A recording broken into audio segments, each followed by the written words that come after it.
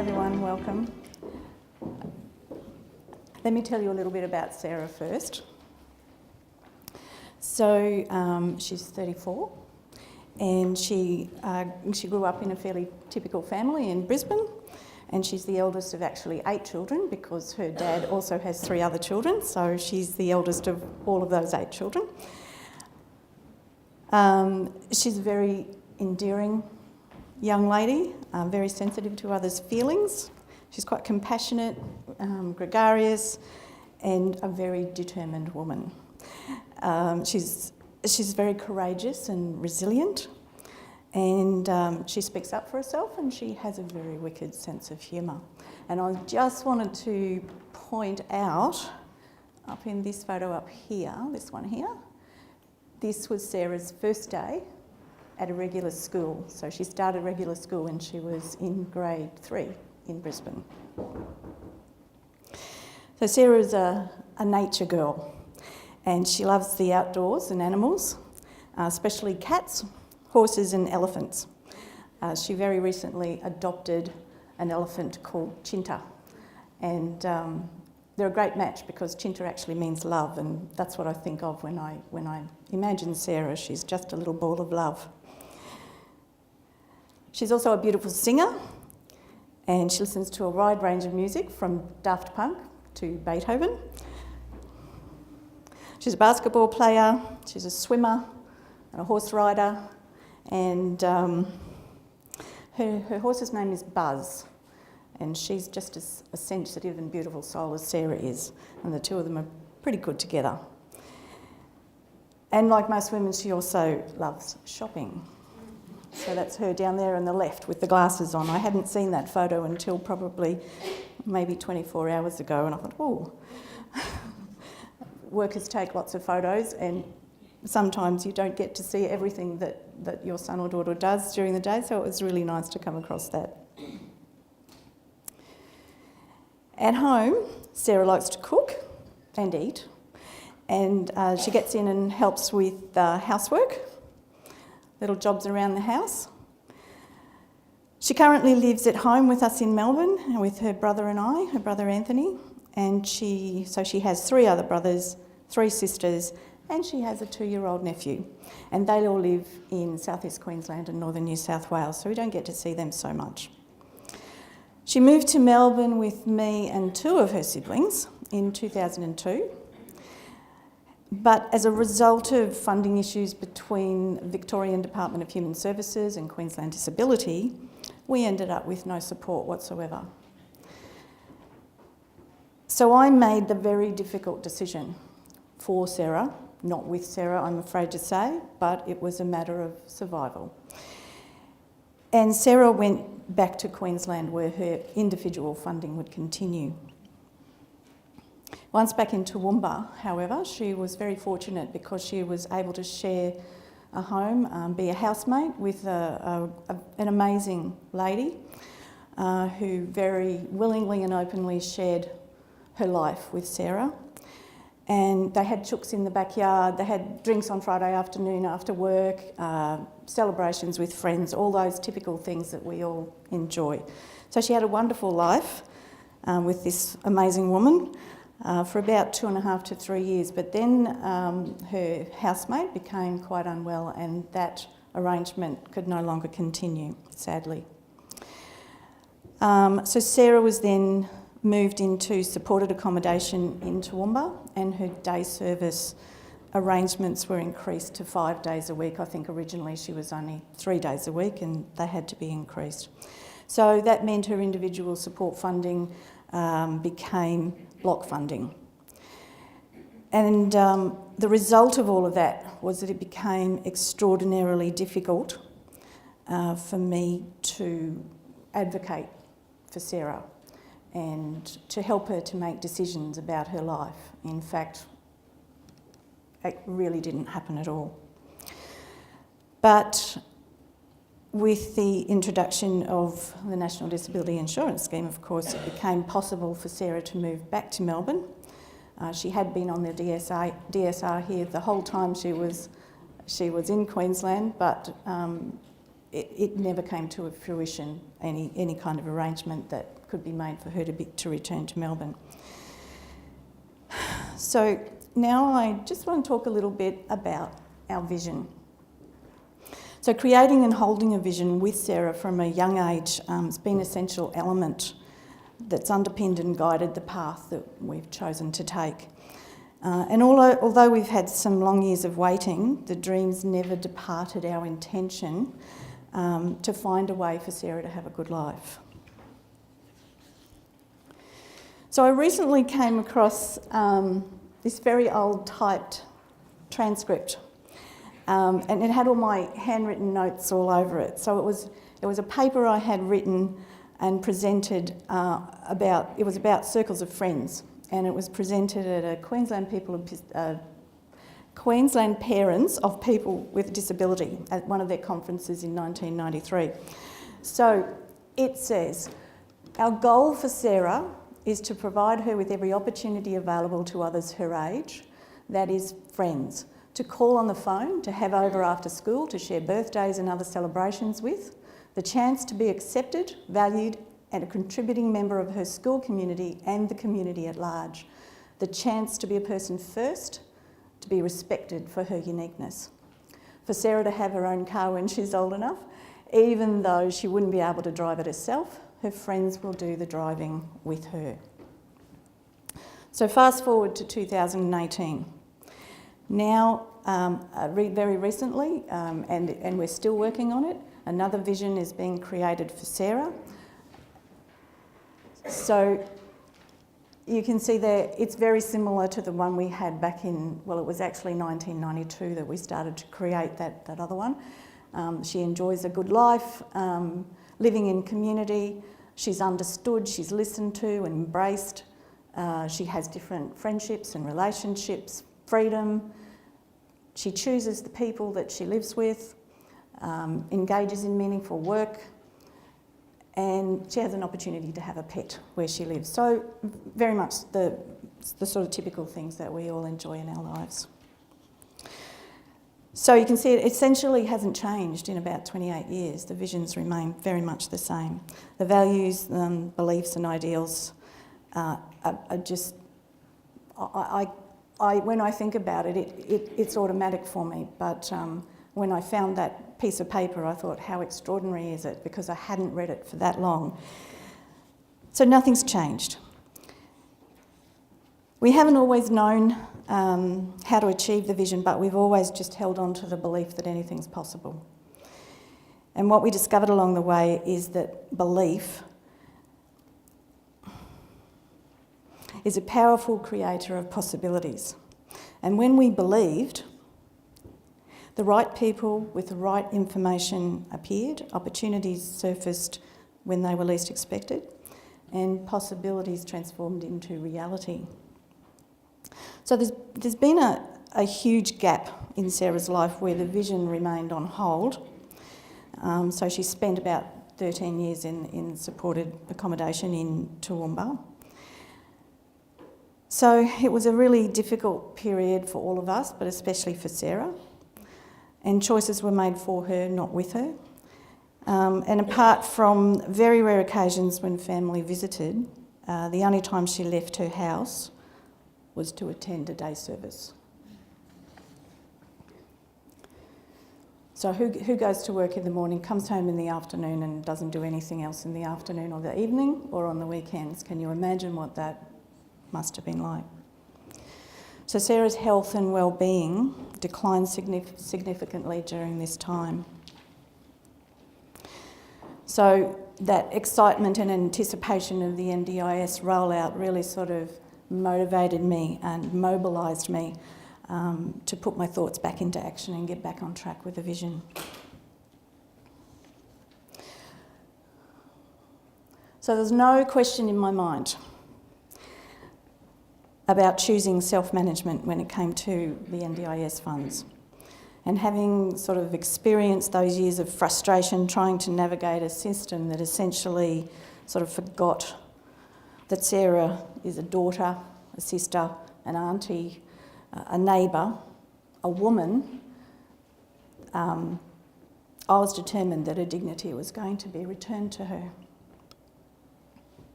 And I couldn't see that happening without taking full control of the funding arrangement that NDIS was offering. And I saw it as a really good opportunity to create a good life for her. So one of the options under self-management choice is to directly employ your own workers, and that's what we chose to do.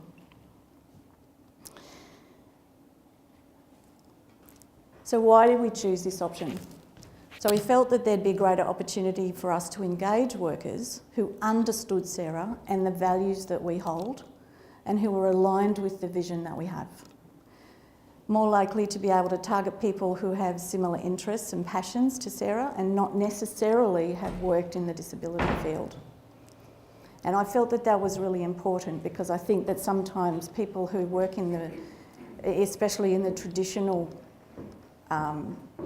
sense of what we've come from, may not understand the mindset that we have, and that I didn't want to spend time retraining people, etc. So that was another reason.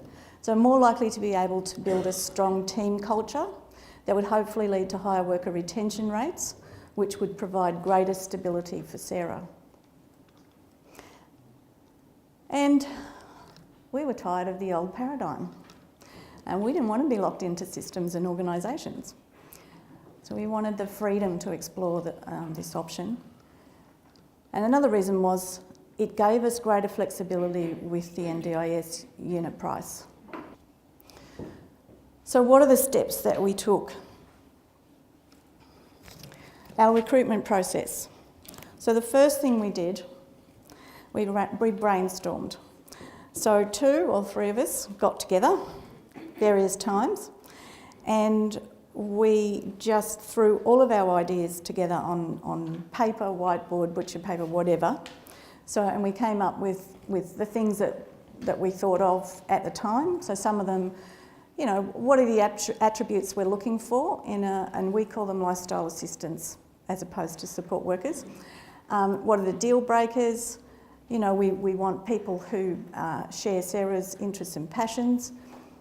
You know, do we want male or female? And if we only want a male or we only want a female, well, what's the reason we want that? So we really worked through why we had the answers that we came up with.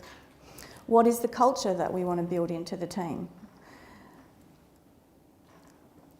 And what do we want the potential lifestyle assistants to know about Sarah at the outset? And what would we prefer to sort of hold back? You know, and having all those little pieces of information is really important because you don't want to go divulging your whole story at the first interview.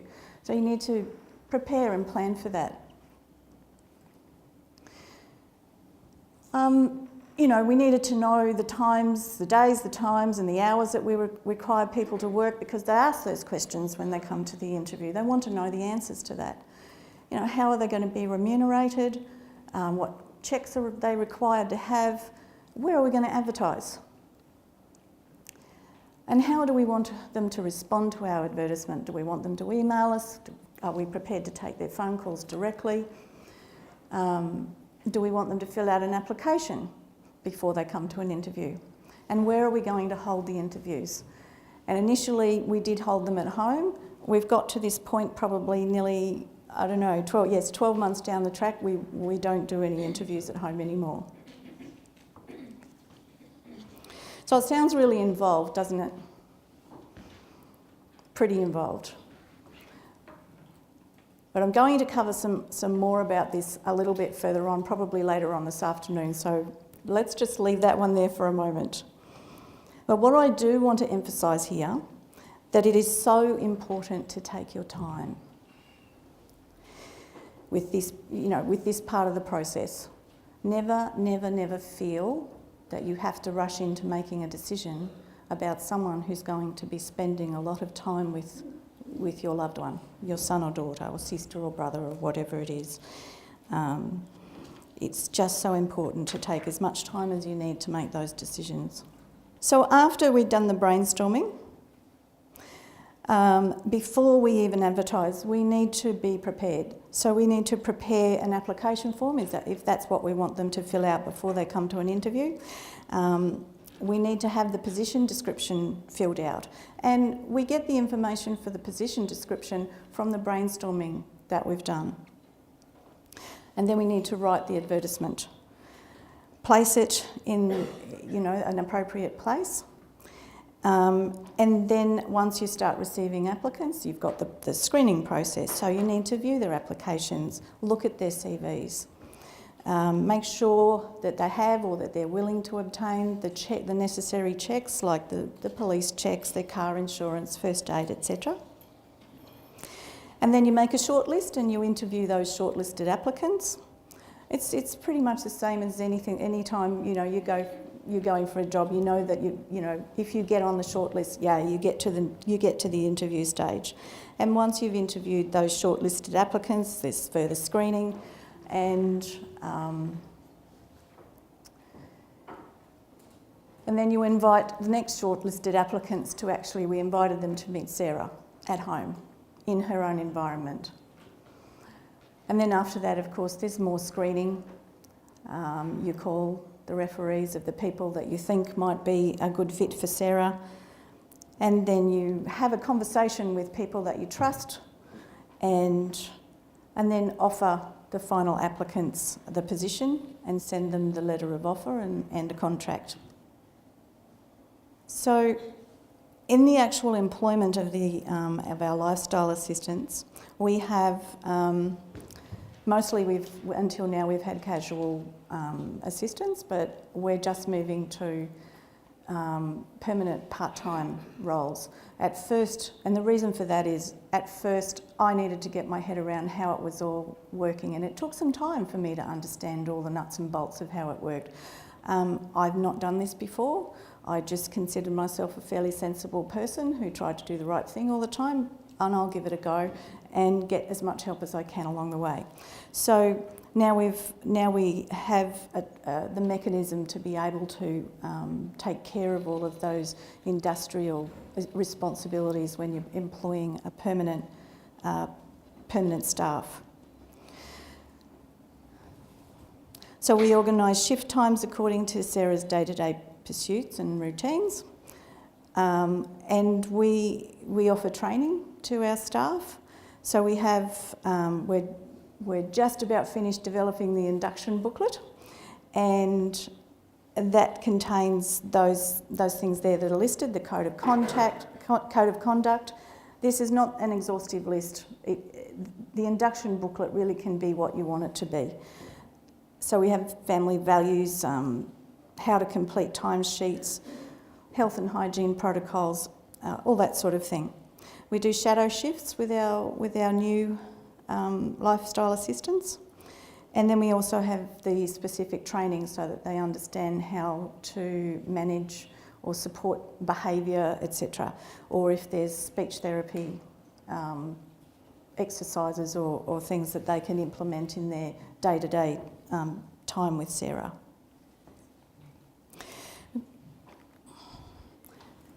We also have a list of shift tasks for workers to follow.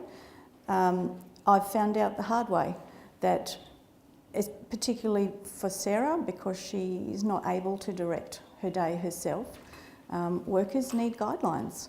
They need to know what they need to achieve in each of those shifts. So we have a list of shift tasks.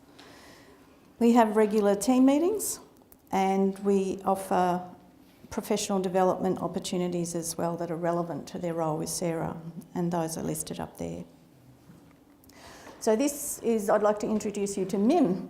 Mim was one of Sarah's, one of her first lifestyle assistants, and she was employed as Sarah's equestrian mentor. So that's Mim and Sarah riding, and they have a great relationship, and Mim was specifically chosen because she loves horses and she can ride horses, and she could share that passion with Sarah.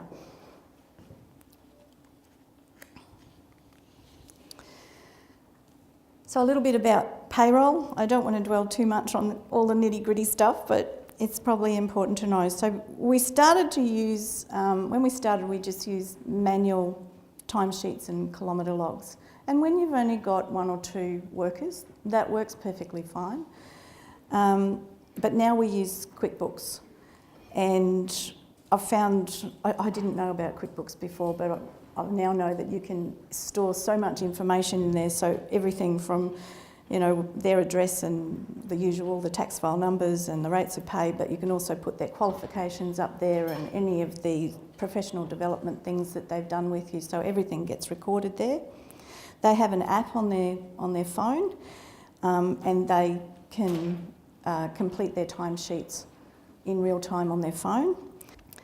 And we do a pay run fortnightly, so I can just go into QuickBooks and approve their timesheets, just check everything and make sure that it's above board, put all the necessary information in about kilometres, click a few buttons and it out pops all the pay slips. It's wonderful because all the information has already been stored in there, all the different pay rates and etc. So we pay just by bank transfer once the NDIS funds land in the account after we've requested them through the portal. The tax is the withheld tax from employees' wages just goes into a payer withholding account with the tax office. And the information for the end of the financial year payment summaries, you can easily extract that from the accounting software like QuickBooks. So some of the other software you might know is MYOB or Xero or those sorts of things. So as a self-managing direct employer, we claim the full NDIS unit price. Now, I wasn't doing that at first because I didn't know. Now we know. So I was out of pocket quite a bit, lots of little bits and pieces that I paid for that I didn't know that I could get the money back for. So but that's what happens. We learn by just, you know, talking to people and finding out, oh, is that what you do? Good. Oh, I'll do that too. So we prepare an invoice to NDIS. Now, we actually don't send the invoice to NDIS, but the information from that invoice is what we upload to the portal.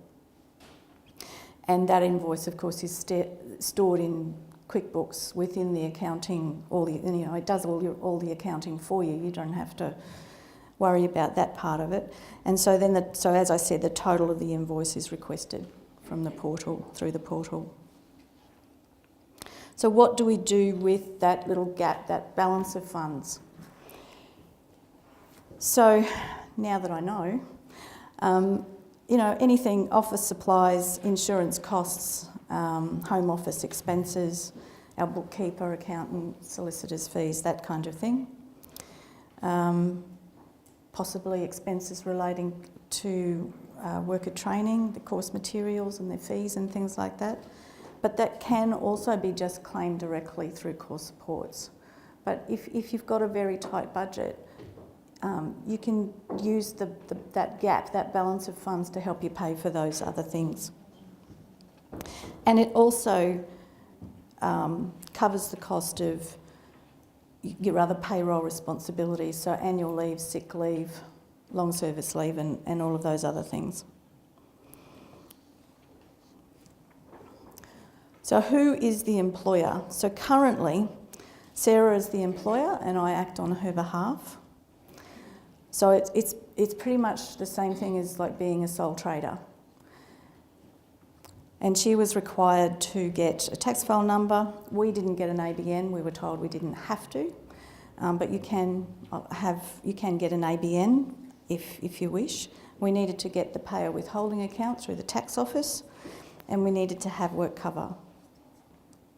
Now, in the future, in the very near future, we're changing things around a little bit, and Sarah's microboard will become the employer. So I don't know how many of you are familiar with microboards and what they are. So Sarah's microboard is an incorporated body with a board of directors who will be guided by a constitution that outlines the purpose of the microboard, the vision for Sarah, and it also contains the various rules of association. And so along with work cover and all the other necessary taxation responsibilities, the micro board will also hold professional indemnity and public liability cover.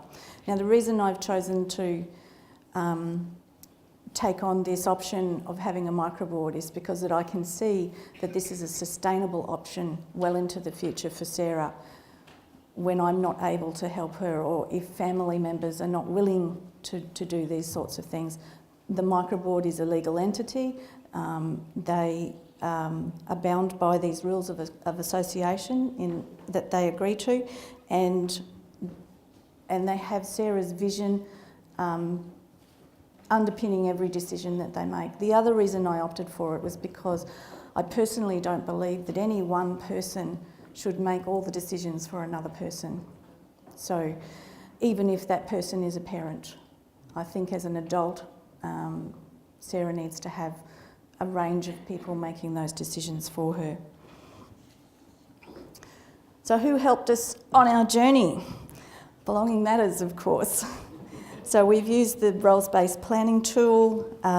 We are participating in the Building Community Networks project, and the lovely Teresa over here is our facilitator, and also just direct contact. Also, Living Distinctive Lives. Living Distinctive Lives is a family-governed, just a small family-governed group of families who share a very similar vision for their sons and daughters around having meaningful roles in the community and, you know, living in their own home and that kind of thing. Also from friends and other families who are also directly employing and self-managing. Able Link is our support coordinator. They're an independent. Our behaviour support specialist has been exceptionally helpful in helping us to shape all of the things that we're doing. Also People and Culture Solutions, who you will hear from later on this afternoon, and Microboards Australia. So I just wanted to share these two things with you that I found them invaluable. The first one is Trello. Fabulous. It's free, or a part of their app is free, and the part that I use is free. I don't pay for this one. But it's a way for you to throw all of your ideas up there on a board. So basically what it is a board. If you imagine like a board, and you make lists, and you can have the headings for the lists across the top, and then under each of those headings you can add what they call cards. And these cards, you record all your different ideas relating to that particular topic. And you can also go into those cards, and when you open up each of those cards, you can do things like save documents, photos, web links, all kinds of things. So all of your brainstorming and information, etc., can go up there. I even use it for personal goals now. I just throw it all up on Trello. Great thing. And Podio. We've just recently started using Podio in conjunction with Microboards Australia. And Podio is something that we will be paying for, but that can be paid for out of that gap of money that we have. And it's not very much money. I think it's going to cost us maybe $30 a month. But Podio has the added convenience of also allowing workers to have real-time, so they can have real-time chat in there. So instead of discussing at handover what happened during the day, and instead of discussing those things in front of Sarah, they can chat to each other without having those open discussions, and Sarah doesn't have to sit there and listen to them. But it's going to be a way to actually put all of the information about Sarah and her team, all the values, the vision, everything. Medical information is going to be going up on Podio, and you can monitor who has access to the different areas. So it does have different areas, and different people can access the different areas.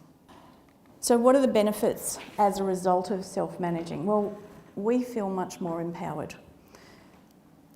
and we can choose what best fits with Sarah. And now I'm feeling much more confident to be able to aim for optimal. and create that good life. The relationships that we have with the various supports are much more meaningful.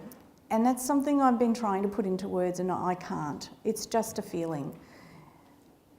When I've had to deal with organisations, there's no connection for me.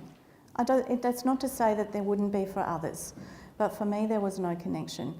And having a good connection and relationship with the people that are working with Sarah is just beyond words for me. It's provided us with a meaningful and sustainable here is very important, a model for Sarah, and she's at the forefront of all of those decisions. And as a result of all of that, Sarah clearly feels safer. So this is what I mean about good relationships. I love this photo.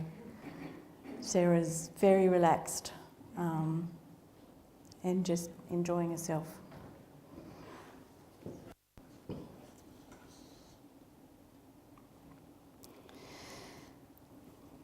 Challenges, yes, we've had a lot of them. Conflicting information, tax office, work cover, NDIS, government agencies. I can't tell you how long I've spent on the phone trying to find out what I need to find out. NDIS customer service representatives who are not adequately equipped with information relevant to participants who are directly employing their workers. They don't understand and they tell me, oh, you need to go and see your service provider. I don't have a service provider. They just didn't get it. This may not be the same for everyone, but one of the challenges I personally had was managing worker performance and dismissal. It's tough. It's really hard. Gaps in the resources available to assist the correct process for setting up as a direct employer. That's closing, that gap. It's starting to close. And I'll probably be talking a little bit more about that later on this afternoon. And another challenge that I am currently facing is that the extensive waiting time for the approval of the NDIS plan review makes it really, really difficult to plan ahead. So I don't know what's going to be in the budget. So I do not know what supports I'm going to be able to put in place. We're coming up to 2 months' wait on a review.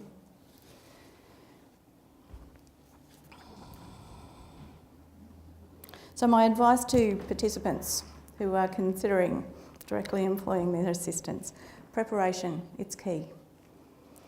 Be clear about what you want. Create a vision unique to you and believe that it can be achieved. Ask for help and accept help when it's offered. Never say no. Take whatever you can get. Keep good records. I can't say that enough, but I think that you probably already know that. And yes, it is a lot of hard work. I sacrificed my business. I'm not working in my business and haven't done so for about 18 months, so it has been a sacrifice. But if I think about the best day for Sarah in a segregated setting, this is infinitely better. Thank you.